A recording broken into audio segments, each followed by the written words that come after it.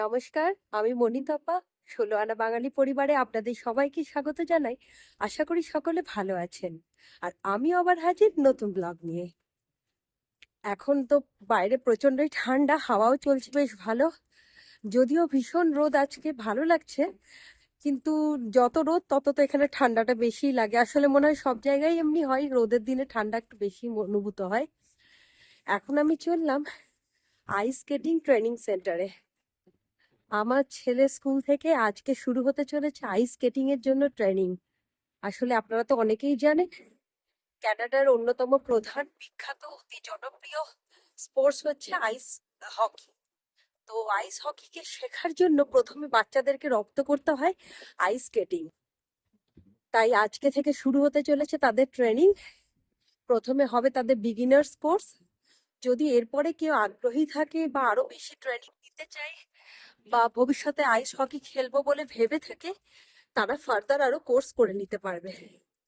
তারা তো অনেকটাই ছোট, আজকে তাদের আবার প্রথম দিন, স্কুল থেকেই তাদেরকে নিয়ে যাবে। আর আমি এখন চললাম হেঁটে হেঁটে, কারণ বাড়ি থেকে খুব একটা দূরে নয়। আমি যাচ্ছি তার সমস্ত স্পোর্টস এর জিনিসপত্র নিয়ে ব্যাগে করে। ওই স্কেটিং এর জন্য বুটস বা হেলমেট বা আরো যাবতীয় যা সরঞ্জাম লাগে সবটা আমার সাথে আছে। কিছুক্ষণ হেঁটেই পৌঁছে যাব সেন্টারটিতে। আপনারা কিন্তু পাশে থাকবেন। এই এক নতুন অভিজ্ঞতা, সবটাই আপনাদের সাথে শেয়ার করার চেষ্টা করব। ভালো লাগলে অবশ্যই লাইক, কমেন্ট, শেয়ার, আমার ইউটিউব চ্যানেলটিকে সাবস্ক্রাইব আর ফেসবুক পেজটিকে ফলো করে দেবেন। চলুন যাই তাহলে। আজকের এই ভিডিওটাও প্রায় ১.৫ মাস আগে বানানো, কিন্তু আগের দিনই তো আপনাদেরকে ভিডিওতে বলছিলাম যে আমি কী হারে কুঁড়ে হয়ে যাচ্ছি আজকাল। তাই ভিডিও এডিটও করা হচ্ছে না, ঝটপট আপলোডও করা হচ্ছে না। যে সময় ভিডিওটা বানিয়েছিলাম তখনও মারাত্মক ঠান্ডা আসেনি। মাইনাসে চলছিল ঠিকই টেম্পারেচার, কিন্তু এখন যেমন -১৫-২০ অতটাও ঠান্ডা তখন হয়নি। চলে এসেছি আইস স্কেটিং সেন্টারটিতে। কখন কোন সময় কোন স্কুল বা কোন সংস্থার আইস স্কেটিং হবে সেগুলো সব লেখা আছে ওই এলইডি স্ক্রিনে। আমি এসেছি আলাদাভাবে, আর বাচ্চারা নির্দিষ্ট সময় তাদের টিচারের সাথে স্কুল থেকে চলে এসেছিল। এই কানাডা দেশের প্রধান ও জনপ্রিয় স্পোর্টস হলো আইস হকি, কিন্তু আইস হকি খেলাটা বেশ কঠিন। তার জন্য প্রথমে ভালোভাবে রপ্ত করতে হবে আইস স্কেটিং। তাই অতি ছোট থেকে শিশুরা শিখতে শুরু করে দেয় আইস স্কেটিং। আইস স্কেটিং ভালোভাবে রপ্ত করতে পারলে তবেই হবে আইস হকি খেলা। সবাই চলে গেছে ভেতরে। আসলে ওরা তো ছোট আর অনেকের কাছে এই খেলাটা নতুন, তাই হাতে সবার একটা করে স্ট্যান্ড এবং সামনে রয়েছেন ট্রেনার, ওনারা সবটা ভালোভাবে বুঝিয়ে দিচ্ছেন। অবশ্য অনেক বাচ্চাই রয়েছে যারা আরও ছোট বয়স থেকে এই আইস স্কেটিং শিখছে, বা অনেকে আইস হকিও খেলে এই ৭-৮ বছর বয়স থেকে। তাই তাদের কাছে এটা কোনো নতুন ব্যাপার না। ওই দেখুন, ওরা একটুখানি হলেও আইস স্কেটিং জানে কিভাবে করতে হয়, তাই তাদের বিশেষ করে একটা স্ট্যান্ডের প্রয়োজন হচ্ছে না। কিন্তু আমাদের মতন মানুষ যারা আমরা অন্য দেশ থেকে, বিশেষ করে গ্রীষ্মপ্রধান দেশ থেকে এসেছি, তাদের ক্ষেত্রে কিন্তু এটা বেশ মুশকিলের ব্যাপার। শিখতে অনেকখানি সময় লেগে যাবে। অবশ্য যত শিশুরাই স্কেটিং করুক না কেন, সবাই যে আইস হকি খেলাতে ইন্টারেস্টেড হবে এমনটা নয়।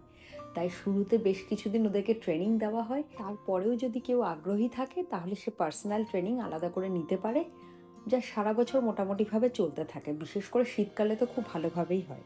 শীতকালে যে অলিম্পিক অনুষ্ঠিত হয় তার মধ্যে জানেন আইস হকিতে কানাডার মেডেল সব থেকে বেশি। কানাডা সব থেকে সফলতম দেশ। উইন্টার অলিম্পিক্সের আইস হকিতে কানাডার প্রাপ্ত মেডেলের সংখ্যা ২২টি, তার মধ্যে আবার ১৩টিই সোনা। দেখুন সকলে কি সুন্দরভাবে করছে। অনেকে আবার মাঝে মাঝে পড়েও যাচ্ছে, কিন্তু তারপর সুন্দর আবার উঠে দাঁড়িয়ে সামনের দিকে এগিয়ে চলছে। শিশুদের থেকে এটা অনেক শিক্ষণীয় বিষয় যে জীবনে চলার পথে আমরা তো অনেকবার হোঁচট খাই, অনেক রকম বিপদ আপদের সামনে পড়ি, কিন্তু সব কিছুকে কাটিয়ে কিভাবে সামনের দিকে এগিয়ে যেতে হয় সেটা শিশুদের কাছেই বোধহয় আমাদেরকে শেখা উচিত।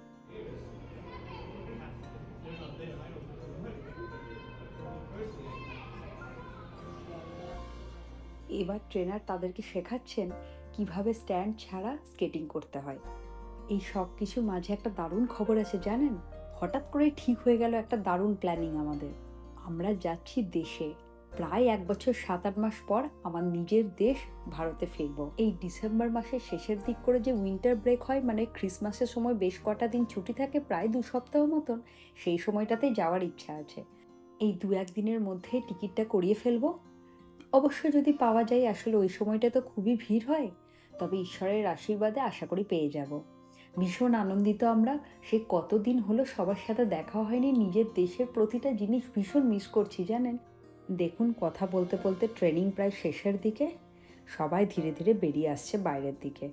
এত চটজলদি যে আমাদের নিজেদের দেশে যাওয়া ঠিক হয়েছে, আনন্দ তো হচ্ছে খুব, কিন্তু পাশাপাশি চিন্তাও হচ্ছে এত কিছু প্যাকিং, কত রকমের কাজ থাকে যাওয়ার আগে, কী করে সবটা এত তাড়াতাড়ির মধ্যে শেষ করব। দেখি কি করা যায়। তবে দুঃখের বিষয় একটাই জানেন, এইবার আমি আর আমার ছেলেই যাব দেশে, কর্তামশাই সাথে যেতে পারছেন না। তাই দুঃখ যেমন হচ্ছে, পাশাপাশি অনেকটা চিন্তাও হচ্ছে। এই তো প্রথম একা একা যাব ছেলেকে নিয়ে, কে জানে ঠিকঠাক মতন সবটা পারবো কিনা। দেখি ঈশ্বরের আশীর্বাদে নিশ্চয়ই ঠিকঠাক পৌঁছে যাব। ট্রেনিং শেষে সবাই নিজের স্কুলে ফিরে গেল আর আমিও চললাম এবার বাড়ি। তাহলে এখানেই শেষ করি আজকের ভিডিও। ভালো লাগলে অবশ্যই লাইক, কমেন্ট, শেয়ার আর আমার চ্যানেলটাকে সাবস্ক্রাইব করে দেবেন। সকলে পাশে থাকবেন। আপনারা পাশে থাকলে মনের জোর অনেকখানি বেড়ে যায়, তাহলে আরও ভালো ভালো ভিডিও আপনাদের সামনে উপস্থাপনা করতে পারি। তাহলে এখানেই শেষ করি। সকলে ভালো থাকবেন, সুস্থ থাকবেন, আনন্দে থাকবেন। দেখা হবে অতি শীঘ্রই নতুন আরেকটি ব্লগে। ধন্যবাদ।